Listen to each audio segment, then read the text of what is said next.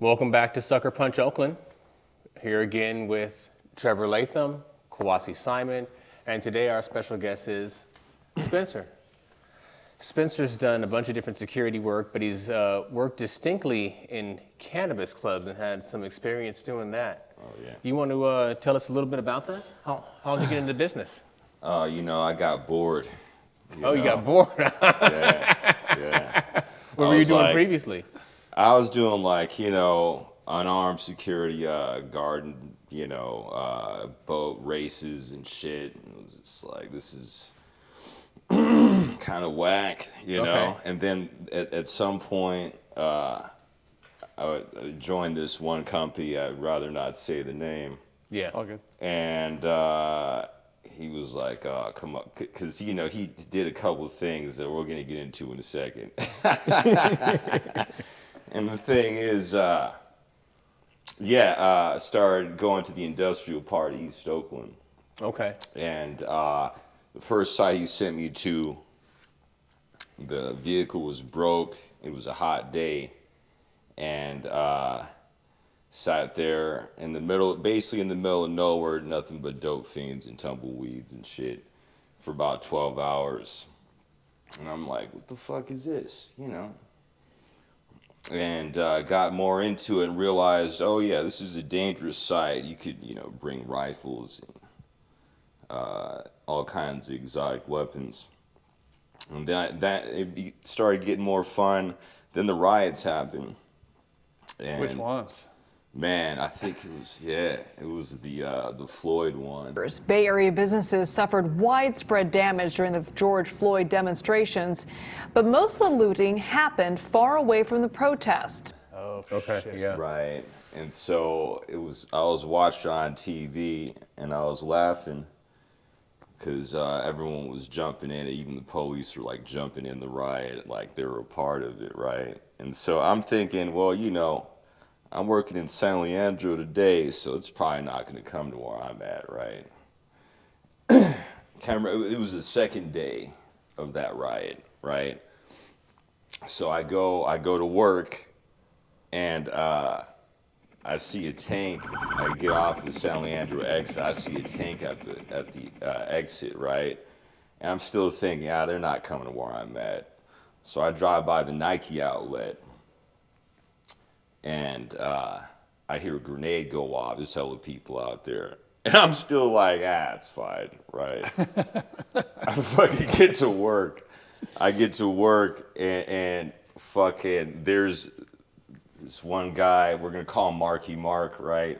He jumps out the car with the gun in his hand. He didn't recognize my car. He's about to shoot my car, right?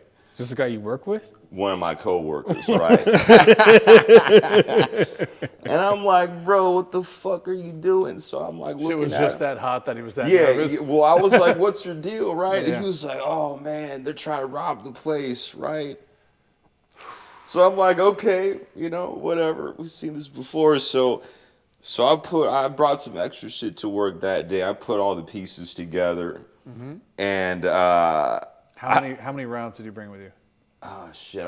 At that point, I only had like 120. Okay, Right. That's a good start. Yeah. Right? Right. And then our homie Marky Mark, he had 2 bandoliers and a shotgun, and like 3 handguns, right? That's the day. Looking That's the crazy. day you busted out. And just to looking let you know, if crazy. I was guarding a cannabis club here in Oakland too, or any sort of grow operation, that's what I want. I would want more than just a pistol. least. For Christ's Right. sakes, dude. Oh, yeah. At the very least, I want at least a shotgun. Yeah. At the very least, but I'm Oh, gonna need yeah. a long gun for sure. Oh yeah, and I had my 2 10mm 1911s and my little mini AR. Delta Elite? Is that Right. Oh, dude. And so we're sitting there, and we were supposed to have 3 guys, and one of them had to take the bus, and he was like, oh, the bus isn't running anymore. So the other guy left, so there's only 2 of us, right? And I'm like, well, here we go. So I'm looking down the street. All you Are see you guys just sitting out front of a door? in Cannabis Club on Garden, right? Okay, Right there yeah. in the middle of the street. We're sitting in our cars. All of a sudden, you see 1, 2, 3, 4, 5, 6, like 30 cars coming down that runway. And I'm like, well, shit. It's probably just another sideshow. I'm still just like, whatever. So then they drive all the way up all the way down at the end of the street. They came all the way up and stopped in about 15 seconds. We're talking like 30 cars. Turns out these are the cars that they stole at the dealership. And they're stealing all the cars. Damn, they're stealing all the cars. Hey, damn! Hey, get out of the way, get out of the way! They stole all the cars! I remember that These dealership are the got same hit. people, right? Yep. Right. so that they stop, and then they all step out at the same time, like that Malcolm X movie, just all at the same time, and they start walking towards the club. And so I look over, this fool's gone, right? But Marky Mark? He was gone, right? Wait a minute, he was all balls out a minute ago. Yeah, he was in his car 1 minute. I look over here, I look back. He's not. He left his car and shit, right? And I'm like, dude. So, and I wait for him. I'm looking at everybody. Nobody has a rifle on them, right? So I wait for him to get all the way up to the window, and I go, "Don't do it." And they looked at me like, huh? And I hold the rifle. I had the hood down, bandana up, I hold the rifle, and I was like, don't do it, right? Yeah. And they went, huh? And so one of them, the kid, there was like a 15-year-old kid that reached in his hoodie, like it was like an anime cartoon hoodie, right? And I'm thinking, he doesn't have a gun, right? And sure enough, he didn't. So he pulls out a hammer. Any other cop or somebody else would have shot him, right? Because he did How that far away stand was up. he from you? He was about 15 to 20 feet, maybe shit. about 50 feet Yeah, away, yeah. right? Yeah. So I'm like, I'm taking it off the safety, right? And I'm like, kind of loud. All of a sudden, they all started walking back to their car.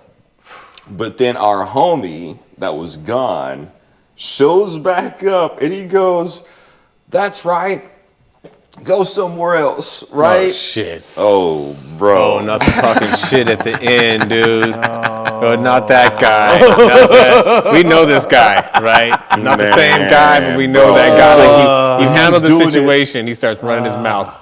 And so he was doing it like yelling at him, then ducking, then hopping over a wall, and then yelling. He was shit, like doing, damn. he was doing a lot. And so I'm in my car, and all of a sudden you heard boom, boom, boom, boom. Like they're trying to shoot this motherfucker. And one of the bullets almost hit him in the head and hit the window right behind him. It hit Nug, one of the windows. Damn. And so it just happened so quick. He just stood up like straight up, right? And Could he see who it was? oh, well, there was 30 cars, Yeah, 100 something yeah. people. Yeah. And then it crossed my mind, like, I mean, you know, it is what it is, but, you know, everybody will look at that situation differently, right? Mm-hmm. Some people would be like, well, they're all in on it, right? Other people would be like, well, that's somebody's grandson right there. And like, he might not even have, you know, and so Yeah, it was a tough call. With a shotgun, he could hurt Yeah, and it was a tough call. I mean, once again, this is kind of like the $50 million question. What do you do in a situation like that? So, Especially if you can't see there's a ton of people. Yeah, You can't see who's right. shooting at you, so you You don't really know. know who to fire back at. So right. And so before I even had the chance to do anything, this man turns into Huckleberry Finn and lets off like 5 fucking shotgun shells in the air, like quick, okay. right? Yeah. And That's a good just in response, the air. actually. Yeah, and yeah, it's yeah. not that bad of a response yeah. because Yeah. nobody gets hurt, but they hear the sound. Yeah. And so now they're all like driving into each other, trying to get away and shit. yeah. Dude, it was great. yeah, And so then that happened, right? And so then he calls up our other coworker, and he's like, "Yo, we just got into a shootout. You should come to our spot, right? And back us up because we only got 2 guys." Could you get up on the roof? You know, That would have Probably been my would have been a primary- better thing, That would have been yeah. my primary thought. Yeah, Like, sit up, yeah, if there's a yeah. parapet or something, or just like yeah, I bet you they're thinking about that shit barricade now. the door. yeah. Right. yeah. Sit up on the roof. And Yeah. so in the so he calls the guy and he's like, "Yo, come back us up, man. It's going down. So then the guy's like, nah, man, I'm on site already. I'm already at a post. And he's like, where you at? And he goes, oh, I'm on 81st, right? And he's like, bro, just leave from over there and come over here. He's like, nah, man, we got this, man. And kind of a younger guy, he's a bigger guy, but because he was like, we got this, right? 81st, right? And so I'm like, and he was like, all right. He's like, look, I'm going to call you in 5 minutes to check on you, right? So he called him back. He's like, you good? He's like, yeah, man, we're good, man. He's like, all right. He called him back again another few minutes later. Are you good? He's like, bro, we're good, man. We got this, man. 2 minutes later, he called my coworker. He's like, bro, man, they took everything, man. At his spot? Yeah, over on 81st. And he was like, man, they took everything, man. We barely got out of there with our asses still. Damn. So what happened to him? They just fucking came in, guns up, fucking. Oh, so what happened over there is they took a U-Haul truck, right? That was right across the street, right? Mm-hmm. And was the biggest truck they could have hot wired wherever they did, and drove it through this like $1 million gate. Yeah. Whoa. There's a gate if you go on 81st and East 14th, right, or International they call it. It's still East 14th to me. Yeah, And so you go down 81st, and you make if you're going towards 98th, you make a left on 81st, and there's this giant fucking gate over there, right? A gate that you would never think could ever be fucking destroyed. And so they drive this fucking big ass U-Haul truck through that shit. What does security guards do then? They just So then they fucking ran, left this other guy there, right? And that shit was a fucking wrap. And so, yeah, he was so worked out. He was like, bro, come on over here. And he goes, get out of there, Jimmy. Get out of there now. Like, on the phone. They're coming. They're coming. Oh, man, dude. And so our homie Mark, like right after we got, he got off the phone, he starts calling the police, right? He calls them like 30 fucking times. He's like, man, we just had a shootout. Fucking, and it was like, oh, man. And at some point on the 30th time, I swear to God, I think I was counting how many times he did it. The last time he called him, they were like, I'm sorry, but the city's on fire right now. Yeah. Stop calling us, right? And I told him to stop. Wow. We'll get our best men on it. Yeah. I told him to stop calling. Mind you, while all this is happening, our homie is also freestyling with the shotgun in his hands. Oh, shit. Right? Looking crazy as hell. And then he busted a rap line. I called 911 and the police didn't come, right? And I'm like, bro, you need to stop this shit, man. This is too much. And so he calls our boss. Our boss calls the cannabis club owner. The cannabis club owner calls the police chief to say, send somebody over here. So they finally sent one car after calling all these fucking people, right? That's something. And they sent, so wait. So all of a sudden they drove up, right? And then they drove up like past us up, and they like looked back at us like, oh, they just drove by. well, they drove by and they stopped and they were like, you guys need an ambulance, right? Like they were hella scared, right? Of course they were. They had SWAT team uniforms on. Of course they were. Little tiny car, right? It was funny, right? And we're like, no. And then they stopped for a minute. They're like, okay. And then they looked at me and they're like, all right, let's get him, right? And they're like, yo, what the fuck, man? He's on our side, right? I looked a little grimy at that point. And so, and then they stopped, and then you could tell they felt bad about what they were about to do, right? Because they just looked at me and just automatically were just like, let's just get him, right? Yeah. And so, wait. And the fear response got him. Right. Yeah. So I was like, hey, Mark, I was like, look, watch this. I'm about to break the ice, right? So I go over there, and I was like, yo, man, damn. That was a lot of gunshots just now. I was like, hey, do you guys want to wait here for 5 minutes while I run back home, grab more guns, and come right back? Right? And the cop looked at me like, he's like, no, we're gonna go over here. And he like drove off and like left us, right? Oh, bro, that shit was so, because I knew that's what he was gonna say. I just wanted to hear him say it, right? Like, we're doing shit you guys would never fucking do. Not in a million fucking years, right?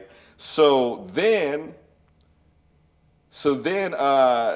they leave, and so then the boss is like, look, we need you over at this warehouse, we need you over at that warehouse, so we're going all over the fucking place trying to back up other people, right? He thought that place was secure with just... Well, he did. He thought it was, and the second we left, the fucking shit gets turned upside down. So it was all like just absolute nonsense, right? Yeah. So then we go to the other spot over near where the Walmart used to be, right? And so I go over there. He goes to the other spot. I like the In-N-Out? Yeah. Okay, yeah. Right? So Capwell. So we go over there, and I drive by, and there's a guy standing at the rifle. That was my other coworker, and I was like, okay. So I go over there.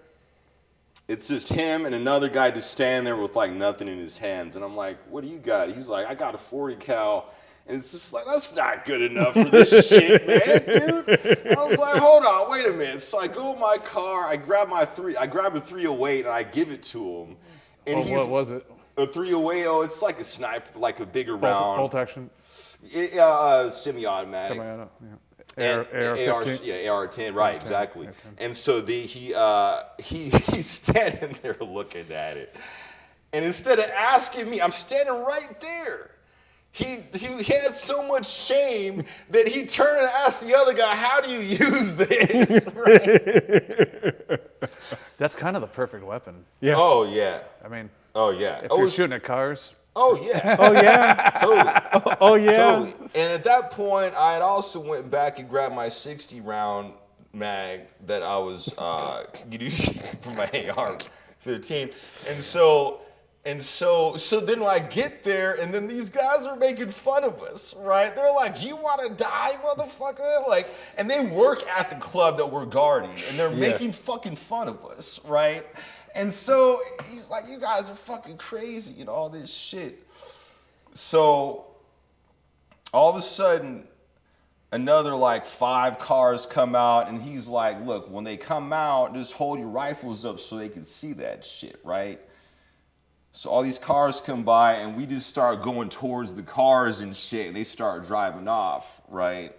Nobody wants to get shot. No, it was definitely, yeah, because they didn't see it until we were real close, and at that point, they were like, fuck this. So at some point, these 2 giant white vans start driving up, right?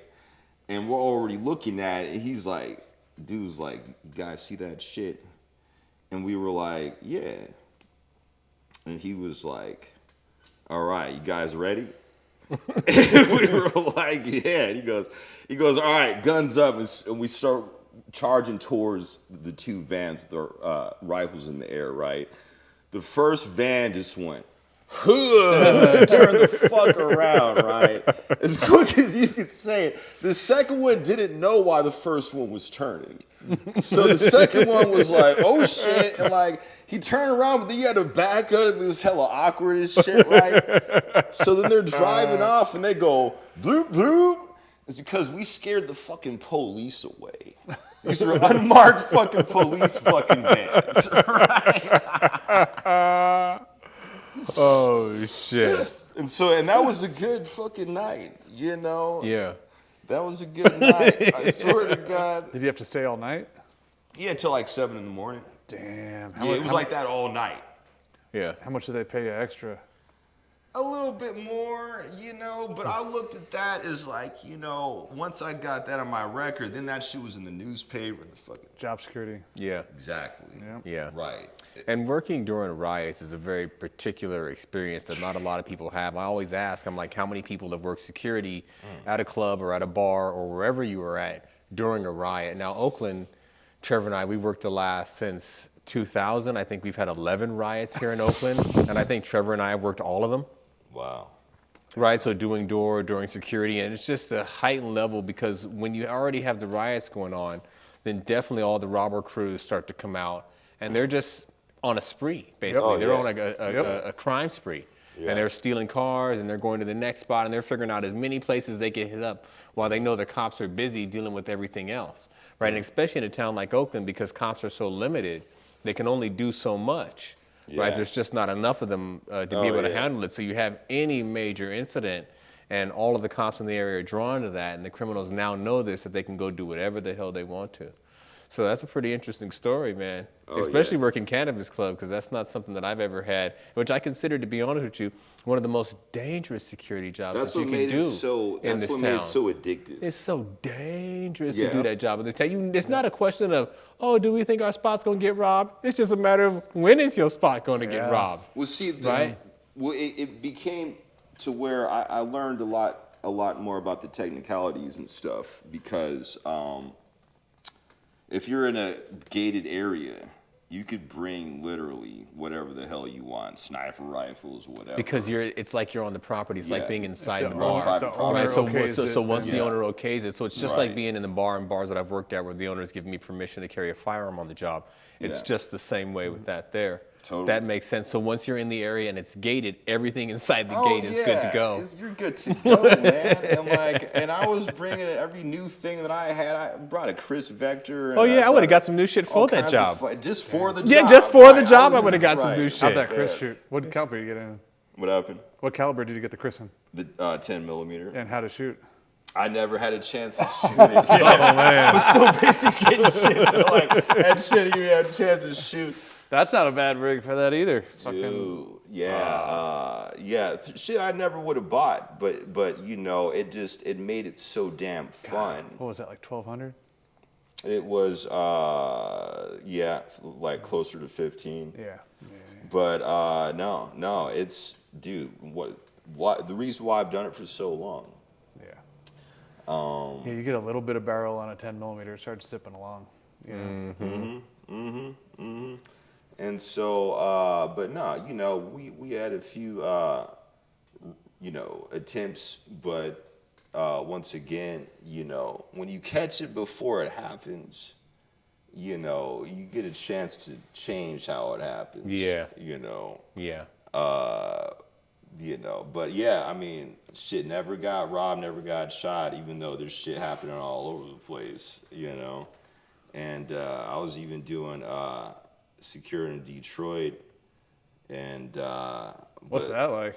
Oh, dude, it's like you're in The Walking Dead. It's fucking great. Yeah. Were you doing I thought that Cannabis people Club were- security in Detroit too? Or you doing nightclub security? I was doing some of that. I guess I heard recently that somebody got fucked up doing that too, because you're out there all by yourself, right? You got this whole club, and that's usually how it is for a lot of fucking people doing that shit. Yeah. It's just them by themselves. They got this giant building, and then they gotta stay awake. And that one guy that we were talking about earlier that was like yelling like all upset, he actually fell asleep. Sorry. He fell asleep on the job one time, right? And woke up to a gun in his face. And he was like, I gotta go. I got a wife at home. Of course he did. Shit, you better be saying all that shit. I got a wife He at don't home. he don't care about that. Right? Dude don't care about that anyways, but he better be saying that shit. What else he gonna say at that point? Dude, he was like, and they were like, we're not gonna kill you, but we're gonna take your gun and then go in there and take all the weed. And he was like, don't take my phone, don't take my car. And they're like, we don't want your ugly ass car. Not your hoopty, man. It's funny how they clown you and talk shit to you when they rob you too. You're like, you know, I didn't already feel bad enough, but you guys really, that was a blow to my self-esteem. Making You fun know of what my I'm saying? family Making my wagon, hoopty right. and shit, you know. So I get my kids around, man, you know. That shit is ridiculous. Toyota Corolla is a practical car. You know, I'm telling you. And then I worked at this one spot called the Neighborhood Services Association. That was actually in Highland Park, which, believe it or not, is broker than Detroit. There's a place. Whoa. And we're talking, damn, bro. They had the old Pacific Bell building, right? Big as hell, like something out of Gotham City. And then they had like at least 300 people in there. All just got out of prison, or, all in one, mental patients, everybody in one fucking building, right? Wow. Yeah, and there was only 2 guards at that spot. But I had a good old time, right? Because, some of them I was actually, just, hanging out, blazing a little bit, and so they got mad about that, right?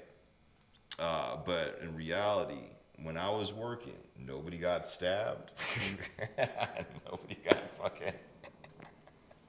And I was the only one. Once again, all these other guys had terrible, terrible luck at this place, right? Yeah. In fact, there was this one time that this chick, she was in the Navy, right? I guess she was out here beating the shit out of people in that place. And, man, I could barely remember the story. Like, she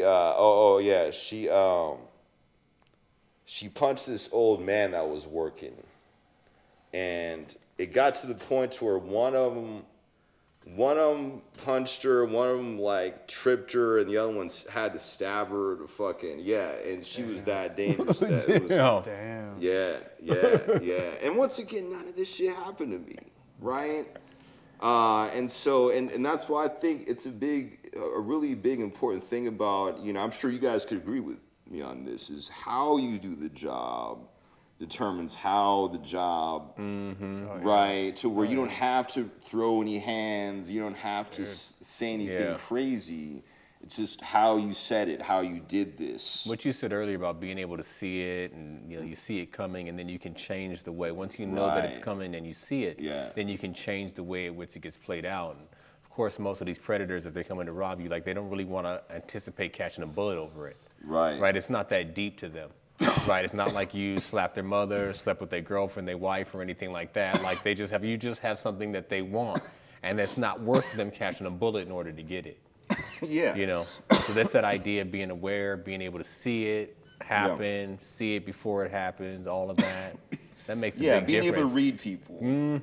Right. And then the other piece that you said to me, which is a big statement, and I've never really made this statement about door guys and security, but when you said nobody ever got stabbed on my shift, I never had anything like that go down on my shift, that to me is a big statement of you doing your job of security and being able to read people properly. Because when I hear door guys and they consistently have a lot of bruiser type stories, that lets me know that this person probably didn't have the best mindset for the job. Right. That's why they constantly got into problem after problem after problem. But the door guys, it doesn't mean that you can be without anything happening, but the door guys that I respect the most are the ones with the fewest stories of putting people in the hospital, the fewest stories of hurting people, and being able to make statements like you said, like, none of that happened nobody ever got stabbed on my shift, nobody ever got shot on my shift, nobody ever went to the hospital on my shift. Because you were able to intercept it and catch it and stop it before it happened. And a lot of door guys don't see it that way. So when shit happens, they're like, well, it was nothing. What did you expect me to do? And it's like, well, with that mentality, I didn't expect you to fucking do anything. And then and then be the victim. Like, they'd be like, I didn't do anything. I just didn't know. What do you expect? That's why he ended up in the hospital. But they didn't see a way out of it. And after doing door for 15 years, I say that, I never put anybody in the hospital, right? Not on the job. Right. I never hurt anybody, and I specialize in Muay Thai and elbows and knees. I've been doing this since '96. But when you could get it to where they could just look at you and go, nah. Yeah, they're like, nah. They want to recheck it and rethink their decision. Right. And that really is the testament of somebody who I think is good at security, is that you do not have all of this bullshit happen on your shift. Well, it's like, when Bruce Lee was in the Enter the Dragon, he's like, the art of fighting without fighting, which goes into Sun Tzu talking about Wu Wei, which is the art of effortless movement, right? I've been getting into yogism a lot lately, right? With this guy named Sadhguru. He's all over YouTube. And Mike Tyson does a really good interview with him. He does, okay. And in the first question he asked Sadhguru, Mike Tyson goes, man, I know you see me all around town on TV, right? He's like, what do you think I called you over here for, right? And so then Sadhguru, he strokes the long beard, he goes, the toughest people in the world get beaten by life. And he was like, damn, bro. Oh, shit. Damn. It's a good interview. It's a really, Okay, I gotta check that out. Oh, it's really good. And so, but that, it all ties in because, you know, yogiism, it turns out the real concept of it is not just like, you know, stretching and shit, which most people, I used to think that's all it really was, right? Turns out it's like thought fu. It's a spiritual discipline. Yeah, it's a discipline, just like any other martial art, and how to master your mind and how to like master your energies.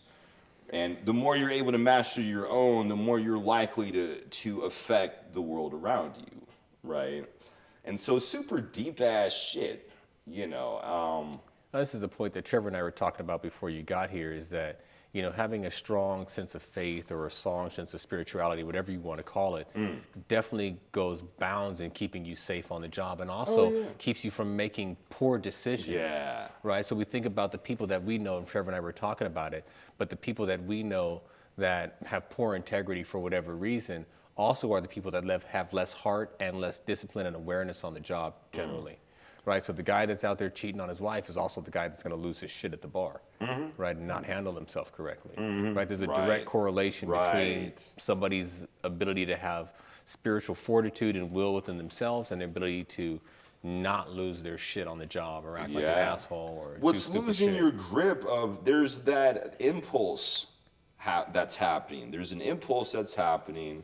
Your body it's your subconscious saying, I want to do this. And if you don't have what you're saying, you could call it strength. There's many things that you can call it, but the fortitude or the integrity of not giving in to that impulse, right?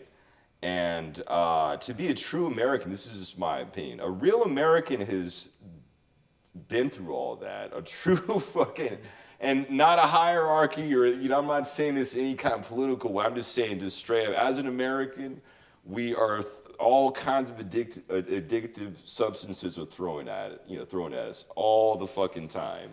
And if you can make it through all these things and still be level-headed, you're gonna make it, you're gonna be fine. Oh, yeah, especially, and I would imagine especially in the cannabis industry or in the bar industry, where it's an addiction culture. So you have a culture of addiction that breeds there. So when you're having a bad day and you're an accountant and you have a bad day at work, it's fine. You go home, maybe you have some drinks here. When you have a bad day and you're security in a bar, you have drinks, you have drugs, you have any kind of vice you want, sex, man, woman, dog, it's all there for you. Violence, if you're addicted to violence, you can have that there on the job. It's all there for you. So, you know, there's not many people that I know that have worked through that industry, through these industries, and been able to maintain their sense of self. Exactly. While working in an industry with so many motherfucking vices everywhere. There's some sober ones, but those are the people that nail it sometimes. But it's rare. It's rare.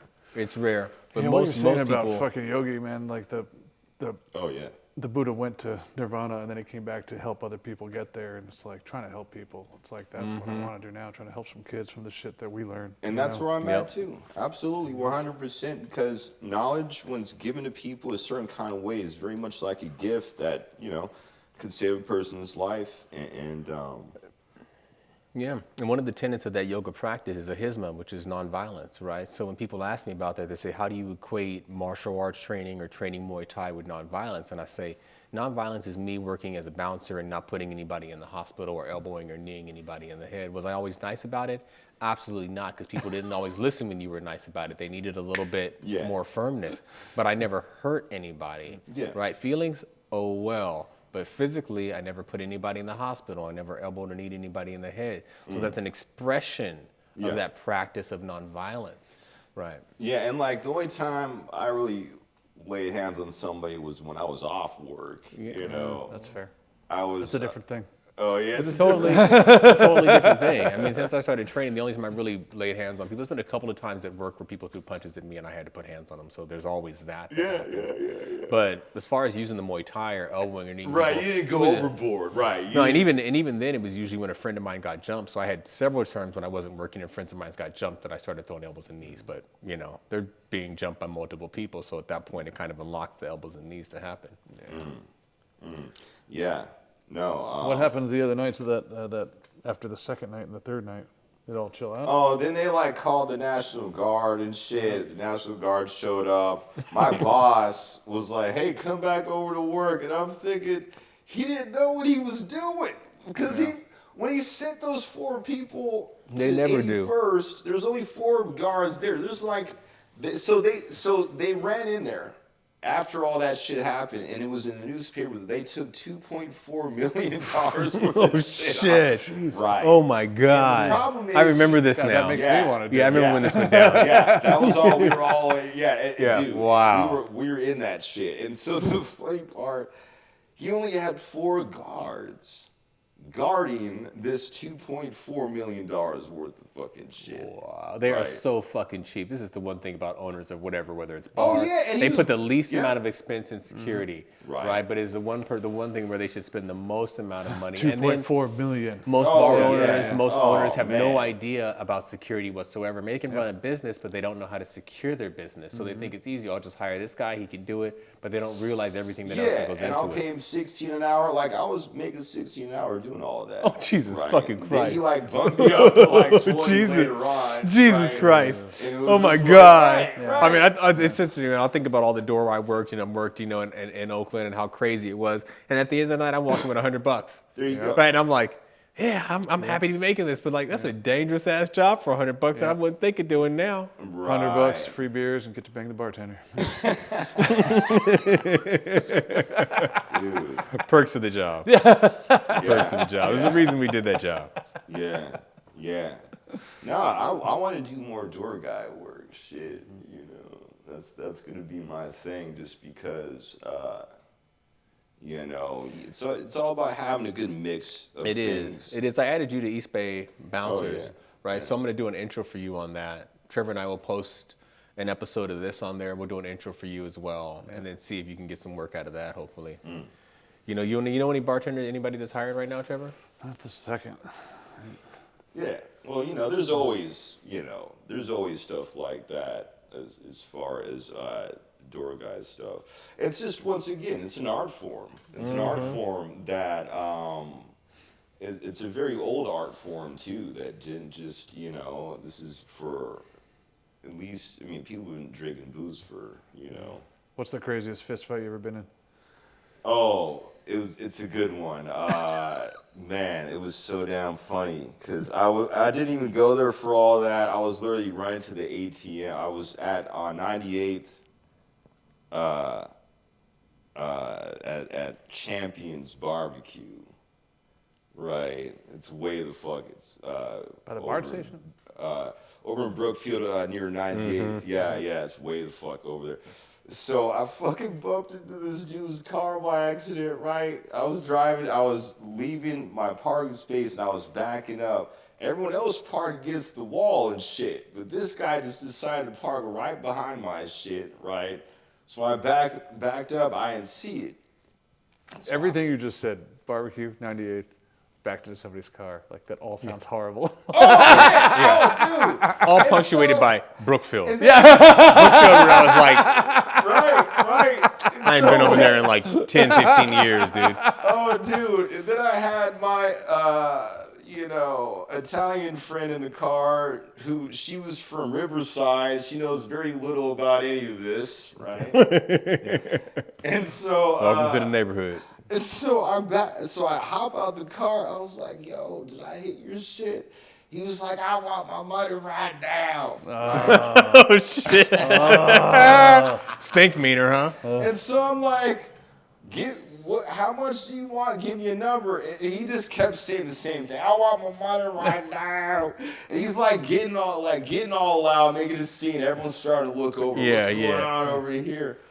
And I'm like, dude, tell me how much you want, bro. And he goes, give me all the money out of your pockets right now, right? Oh, shit. And I laughed, and I was like, I'm sorry, but that's definitely not going to happen, man. What was his height and weight? He was about the same. He was a little bit shorter, right? And he looks at his homie. He had like 4 or 5 homies standing right there, and he was like, "Get my gun out the car," right? And so his homie looked at me. He was like, "I don't know if you should be fucking with this dude," right? And I'm like, bro, you're a bitch, bro. What, you need to get a gun because you're all scared now or some shit? And so, and then the second I said that, he reached back and tried to hit me, and I moved. It went just like that, and I just, and hit him with the elbow, right? And I hit him in the side of the head, and his beanie went 4 feet into the fucking air. And it was just magnificent. Oh, He shit. just, boom, fell, hit the ground. And this is right at, literally that same day I was watching The Walking Dead with that Negan episode where he flattened the dude's head. Yeah, yeah. And I'm thinking, I'm just going to flatten his head, fuck it. And so I have him on the ground, and I give him about 4 of them, right? And then his homie was like, don't kill him. Oh, Mr. Go get the gun? No, the other guy, one of his homies. Okay, yeah. And so I was like, you know what, you're right. I was like, you're right. I'm surprised they didn't jump in. Oh, no, they were standing there Yeah. watching me beat the living fuck out of this guy. Yeah. Kind of got lucky. They didn't want to get their ass beat. Well, they could tell that I was really trying to work with them. Yeah. Yeah. You were being cool. I was really trying, Yeah, and yeah. And he I swung couldn't- first, and it was all Yeah. fair. Yeah. And so, so then I get back in the car. This chick didn't see any of this, by the way. She was just happily sitting in the car. Jesus. So I get back in the car, and the guy, not the guy I beat up, but his friend comes over, and he's like, damn, bro. And I was like, look, let me get your number so I can give you some money to give him for his car, right? Was it a super nice car even? It was medium. Okay, yeah. It was not too great. Nah, It he wasn't was just too- trying to get paid. You Yeah, can't bump, kiss anybody's car out here. It's gonna be a and problem. So I almost had the whole phone number in my phone before this upset individual that just got this shit kicked out of him, right? He comes up behind his homie with the fucking prison shaving razor and goes for it and tries to cut my neck open. shit. And so he actually got me a little bit. No Shit. Damn. Right? Wow. So, but I moved back, and I was like, bro, you have no idea what you just did. Damn. And I came back later, 3-4 days later, and he fucking never came back ever again. He literally decided to just, I'm just not coming back here. At least he didn't have to give him any money for the car. I know. Yep. Thank you, Spencer. Dude, that was a fucking great talk. It was good fucking meeting you. God damn. Good stuff. Thanks, man. Thank you so much for coming out. That was awesome, dude. It was great being on. No, the world we live in is pretty funny.